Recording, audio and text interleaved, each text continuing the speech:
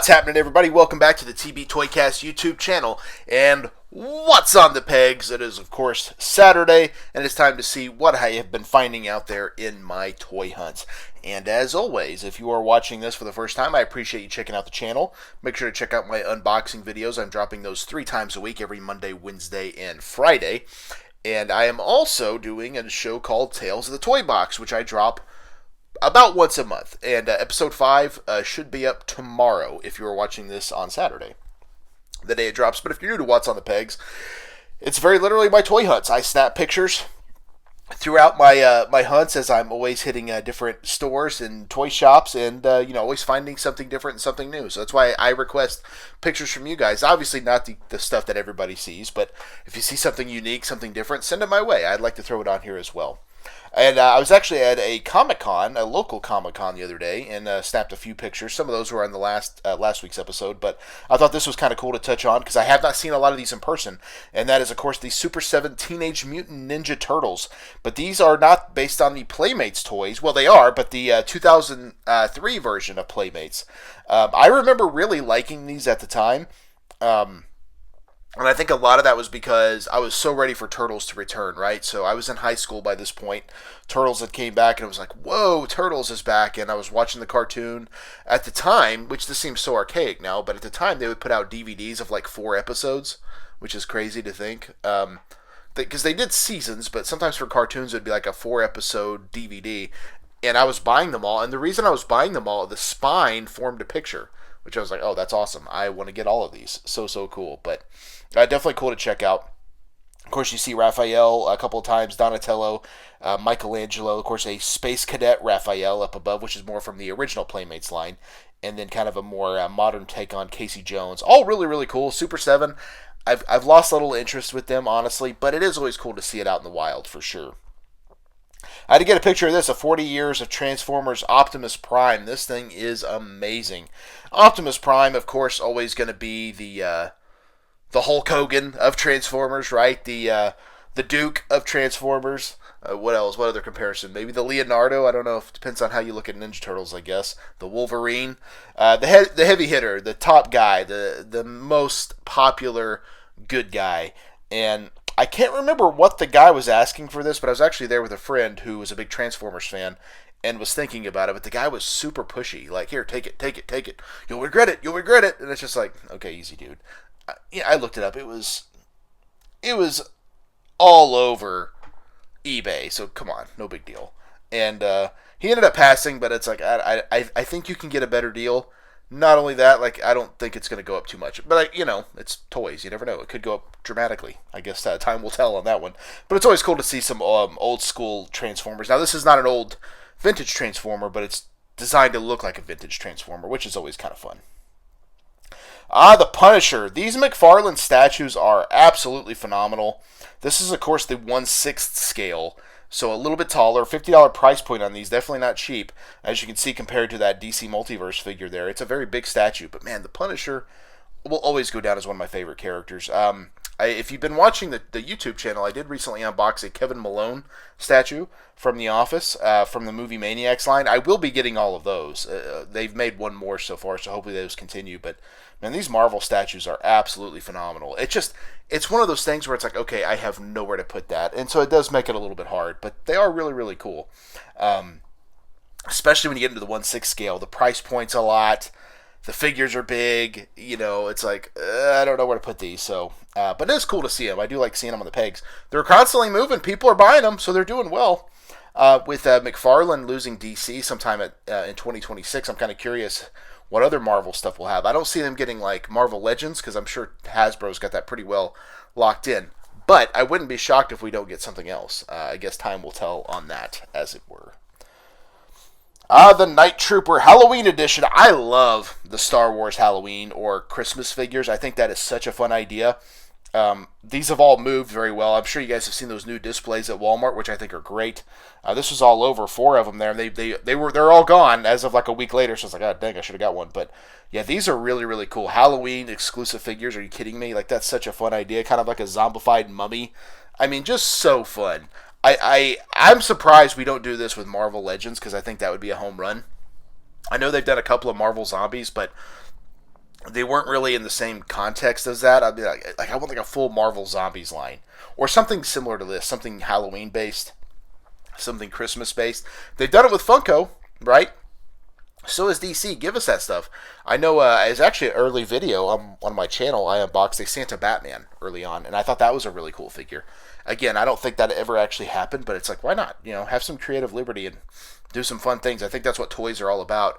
It doesn't have to be something you do all the time, but just as a one-off, like, hey, let's make a Santa Batman, and they did it in blue and red.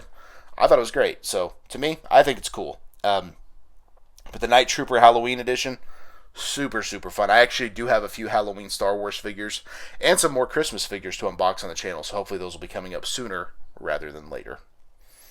Some new Transformers. We got an Autobot Jazz. I did unbox Jazz a while back, but it was a different paint scheme. He was kind of an orange color. Excellion looks really cool. As I say it, Excellion. That one's really fun. And then Sideways, kind of a fun name. These are great. I love seeing new Transformers. These do move quickly. Deluxe Class is kind of my jam. If you guys have been following the channel, that's kind of where I stick everything. But very, very fun. I think these are awesome, you know. And Transformers, not the easiest thing to unbox, because once I, you know, saw like how they transform, I was like, oh, these are easy. But it's really not always that way. They are a little bit more complex than they seem at times, but I guess you could say there's more than meets the eye. I didn't even plan that. That just happened. That's how we do it here. There's no planning on this. I'm just winging it, ladies and gentlemen. I'm literally looking at pictures on my iPad and talking into my phone. That's how we do things here. But these Transformers are really cool. So hopefully with this new display, I hope it sticks around. I have noticed not all of my Walmarts have it, which is interesting. Only so far I've seen it in like half of them maybe. So I don't know if that's an intentional thing. But I hope it sticks around because it's a way to get some more product out there, which I think is a really good thing. J. Jonah Jameson. I remember this being a pretty expensive figure at one point. And I remember it was like almost going to spend $50 on it. Now it's 25 and I'm just like, maybe later.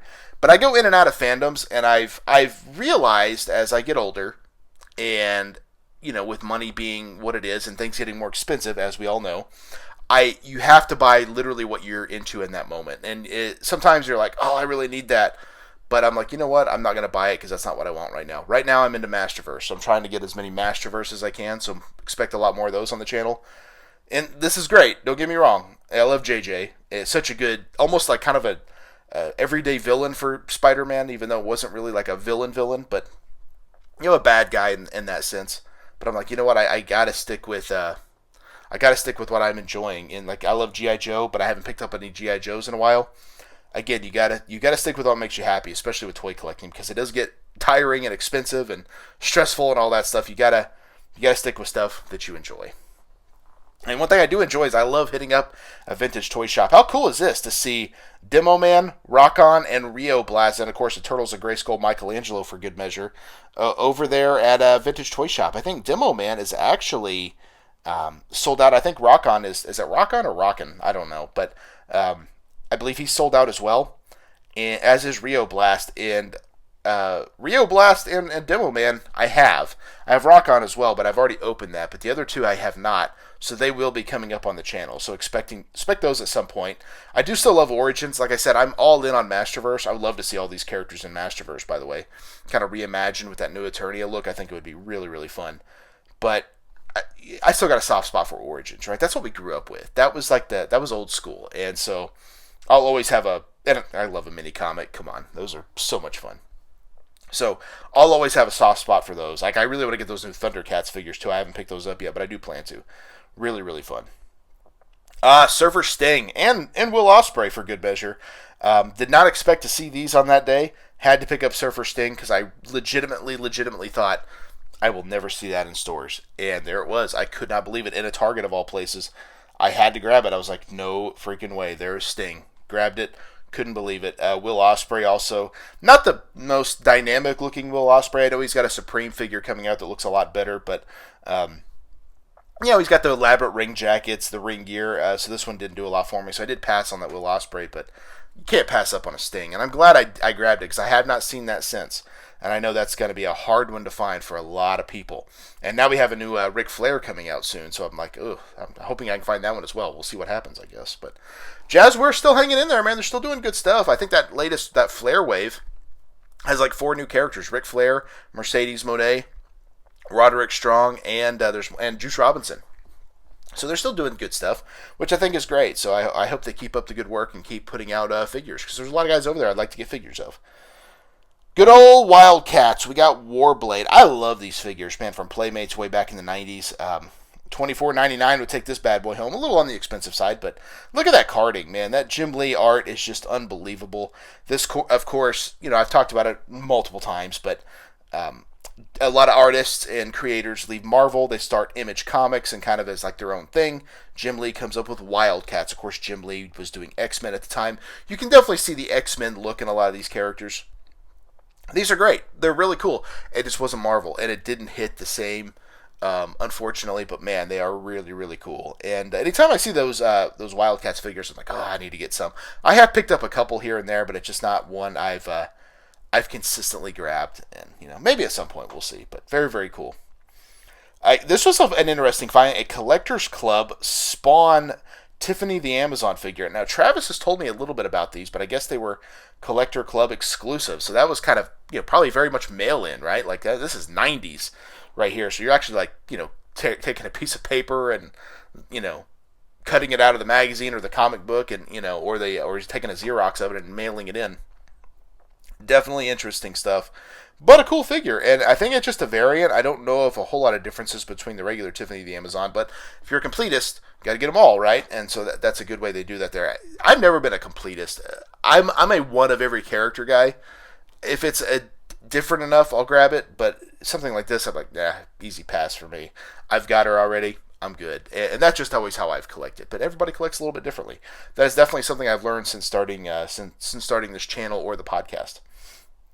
Some Movie Maniacs. Speaking of Movie Maniacs, of course, from McFarlane way back in the day, we got Leatherface, we got Freddy Krueger. These things are fantastic.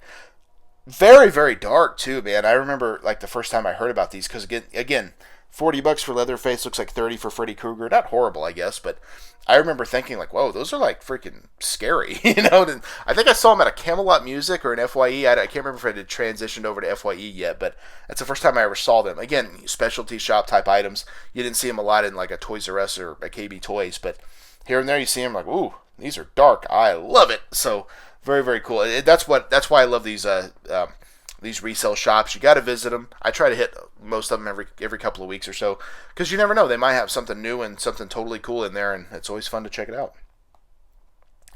Buffy the Vampire Slayer. We're going to wrap it up with this one. Buffy is one of those, I think they're bringing that back, right? It's like a new generation, and she's training the next Vampire Slayer, I think, something like that. But we got Buffy, Angel, and Willow here. Looks like Buffy's 45, Angel's 30, Willow's 25. So, again, a little expensive. They're from More Collectibles. I have never heard of them in my entire life, but these are really cool. I always thought Angel was a better show. Personal opinion. It was more of a spinoff, of course, but really, really cool. Again, Buffy is one of those lines that never really had like a definitive line. There was a lot of this stuff, but they didn't last long, I guess. But I think it came at a time when it was more of a collectible in a toy world. Now we're in a collectible world. I think if Super 7 or NECA or somebody like that presented these now, I think it would be a different story. I think these would be great in NECA. I think Buffy would be custom made for NECA. I think they would do very well, especially if you got like a lot of villains, even some of the one-off villains. You get Spike, Drusilla, a lot of those characters. I think it could be a really cool line. So I will say, if NECA gets Buffy, I will be diving into that, because that would be fun to collect. Because I've never really collected Buffy. I've had some Funko Pops back in the day, but I don't really count those. Those don't really hit the same for me. But these would be really, really cool. So who knows? Maybe sometime down the line that will happen again. But that's all I got this week for What's on the Pegs, episode 20, of course. A lot of cool stuff this week. And I really appreciate you guys checking out the show and checking out the channel. Of course, check out my unboxing videos. I have 3 unboxing videos every single week. This week I dropped some really good ones on Monday. I checked out Goosebumps, Trick or Treat Studios, Night of the Living Dummy. That was really cool. Actually, Trick or Treat would be a good company to get Buffy as well. That would be a fun one, as a matter of fact. That was on Monday. On Wednesday, I dove into Mattel's Masterverse Man-E-Faces from Masters of the Universe. Very, very fun figure. Super, super fun figure. It actually got better as I was unboxing it. I'm like, wow, this is a work of art. I love it. And then on Friday, of course, back to the world of the Big Rubber Guys with Matt Hardy. Of course, from Collect Major over there. Really, really fun. A lot more Big Rubber guys. I got a whole stack of them, actually, coming up on the channel. So very, very excited for that. And then, of course, Tales of the Toy Box will be showing up tomorrow. As if you're watching this on Saturday, like I said earlier in the show. And this will be all about He-Man and the Masters of the Universe. I'm on a big Masters kick lately. So why not dive into Series 1 of Masters of the Universe? It's going to be a lot of fun. So check that out tomorrow. And, of course, check out the TB Toycast podcast, dropping every Thursday with me and Travis. We dive into a different main event, which is a classic toy line, as well as talking to all the news and happenings in the toy world that particular week. So always a lot of news, always a lot of fun stuff to dive into. Always a lot of fun. So check that out as well. This week we dove into Mummies Alive, which was pretty fun. Kind of a unique one that I didn't really know a lot about, actually. So that's it. That's all I got. Thank you guys for checking out the TB Toycast YouTube channel and What's on the Pegs. And we will see you in the toy aisle. Yeah. One more time.